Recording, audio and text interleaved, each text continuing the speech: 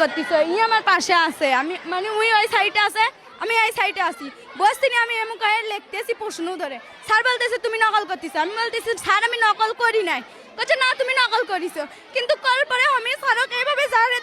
এইভাবে দেখাচ্ছি তারপরে স্যার কিসের জন্য আজ আমার এটা আলো করে দেখবি এটা আমি বিচার চাই কিছু ম্যাডাম থাকা সত্ত্বেও ম্যাডাম তো এইরকম দেখে ম্যাডাম সিগারেট আপনি কিছু এরকম করবি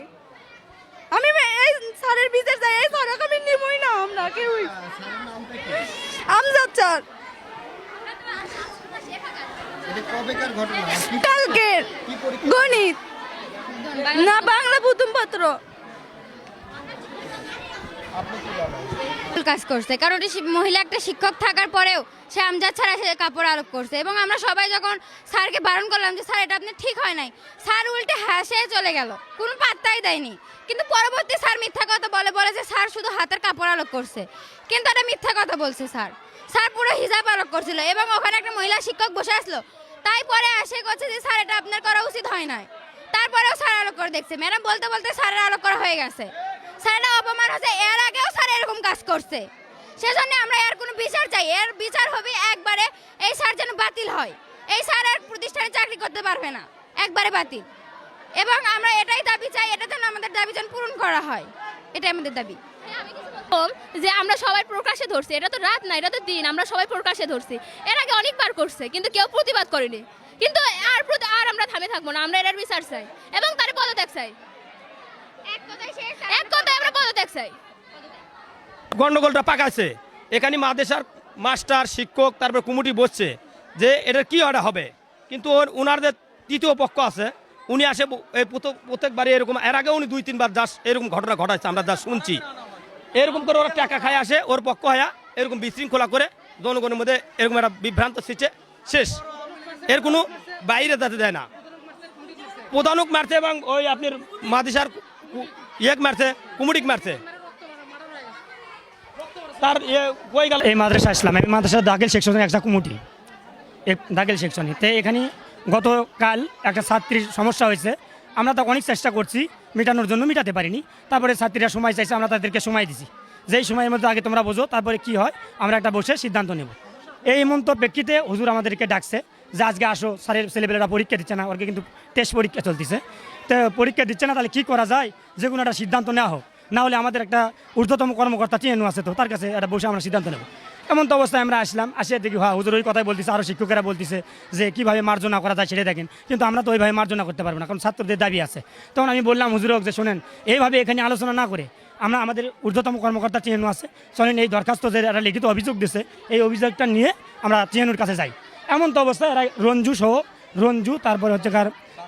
বাসেদ আর এর নাম হচ্ছে রাব্বি আরও কয়েকটা ছেলেপেলে আসে হুজুরক ধরছে হুজুরক ধরার সাথে সাথে আমি খারাপ হয়ে বলছি যে এইভাবে এই জায়গায় মারামারি করো না আমরা টিএনওর কাছে যাচ্ছি তিনি কি সিদ্ধান্ত দেয় সেটা নিয়ে আমরা সবাই মিলে একটা সিদ্ধান্ত নেব যাতে একটা শান্তিপূর্ণ প্রতিষ্ঠান চলে এই সিদ্ধান্ত নেব এই কথা বলছি ও আমাকে ধাক্কা মেরে নিয়ে আসছে বাসেদ আমাকে ধরছে আর ওই রাব্বি ধরে একবারে ঘুষোঘুষি শুরু করছে আমি কারো কাউ হাত দিইনি এখানে আরও লোকজন ছিল কোনো কাউ হাত দিইনি আমি শুরু পরে রঞ্জুকে বললাম এটা কি আমার অপরাধটা কি এই কথাটা বলাই আমার অপরাধ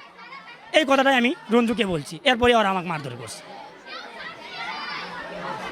আলিগ্রাম ইসলামী আলিম মাদ্রাসা আসসালামু আলাইকুম আলিগ্রাম ইসলামী মাদ্রাসায় এই 24-এ আমার মেয়ে দাখিল পরীক্ষার ঘটনায় আমরা ছেলে মেয়েদেরকে মাদ্রাসায় পাঠাই কিন্তু এখানে অঘটনা বহু হয় কিন্তু তার ন্যায় বিচার কোনো দিন হয় না গতকাল এই অন্যায়ভাবে একটা মেয়ের নকল ধরাধরি করতে গিয়ে টিচার ছিল মহিলা ম্যাডাম ছিল রুমে থাকা সত্ত্বেও এই ঘটনা ঘটাছে সে ঘটনাটা অসন্তোষজনক আমরা গার্জেন পক্ষ এবং ছাত্রছাত্রীরাও তবুও ছাত্রছাত্রীরা পরীক্ষা দিছে দেওয়ার পরে ওরাই একমত যে এই শিক্ষকের পিছনে কোনো অঘটন ঘটাছে তার অপবাদ হয়নি এবার আমরা এটা সুষ্ঠু বিচার চাই ওই জন্য এর পরিপ্রেক্ষিতে মনে করেন শিক্ষার্থীরা আজকে সকালবেলা বাড়ির থেকে আসলো পরীক্ষা দিবি নে এই মনোভাব আমি একজন শিক্ষিকা ছিলাম পূর্বে আমার মেয়েকে আমি প্রস্তুতি নিতে বলছি মা প্রস্তুতি নেও, ওখানকার পরিবেশ কি হয় না হয় পরীক্ষা দিবা তোমরা। মেয়ে পাঠানোর পরে আমি ভীতু অবস্থায় মনে করেন এই রকম গোলযোগ সৃষ্টি হয়ে গেছে। শিক্ষক তো আসেনি, এ বহিরাগত গোলযোগগুলো সৃষ্টি হয়ে গেছে এখানে। এখন কেউ কোনো দিকে আটকাতে পারতেছে না, না পারতেছে কমিটি, না পারতেছে শিক্ষক দল, না পারতেছে ছাত্র দল। এখানে ভয়াবহ, এখানে কি হবে পরিস্থিতি, সেই পরিস্থিতির মোকাবেলায় এখনো কোনো সিদ্ধান্ত আসেনি। বা এই পরিস্থিতিটা থামবে কি বাড়বে কি আরও চূড়ান্ত হবে সেটা কেউ সমাধান দিতে পারতেছে না। বর্তমানে আমরা পরীক্ষার্থীর যে গার্জেনগুলো আছে, অভিভাবকগুলো আছে, আমরা ভীত। আমাদের ছেলে মেয়ের জীবন নিয়ে মনে করেন এখন আমাদের টানাটানি উঠে গেছে। সামনে পরীক্ষার চিন্তা করবে না স্যারের চরিত্রগত যে একটা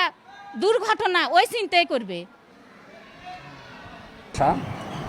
আমাদের মাদ্রাসায় দাখিল নির্বাচনী পরীক্ষা চলতেছিল এবং আমি টাইটভাবেই পরীক্ষা নেওয়ার চিন্তাভাবনা করছি এবং শিক্ষকদের বলা হয়েছে যারা গার্ড আছে তারা এই গার্ড দেবে এবং যারা মানে লিজার থাকবে তাদেরকেও আমি ওখানে যেতে বলছি যে লিজার টাইমে আপনারাও যাবেন, অন্তত যাতে নকল না চলে। তো এক শিক্ষক গতকালকের পরীক্ষায় যা এক ছাত্রীকে, সেই শিক্ষক হচ্ছে সহকারী শিক্ষক গণিত বিজ্ঞান আমজাদ হোসেন, মোহাম্মদ আমজাদ হোসেন, বিএসসি শিক্ষক। উনি একটা ছাত্রীর নকল ধরতে গিয়ে বলছে দেখি তোমার হাত দেখি, হাতের কি নকল আছে কিনা। হাত দেখছে, তারপরে নাকি ছাত্রদের যেটা অভিযোগ, ছাত্ররা আমার কাছে অভিযোগ করছে, ছাত্রদের সবাই আসে আমি ওই সময় ছিলাম না, তো অফিসে এসে অভিযোগ করছে যে এই শিক্ষককে আমরা চাই না। কি কারণ হচ্ছে ওই নকল দেখতে যায় ওই কাপড়টা উপরে তুলেছে, এটা হলো সকল ছাত্রছাত্রী মানে হেজাব যেটা সেটা উপরে তুলছে এই বলে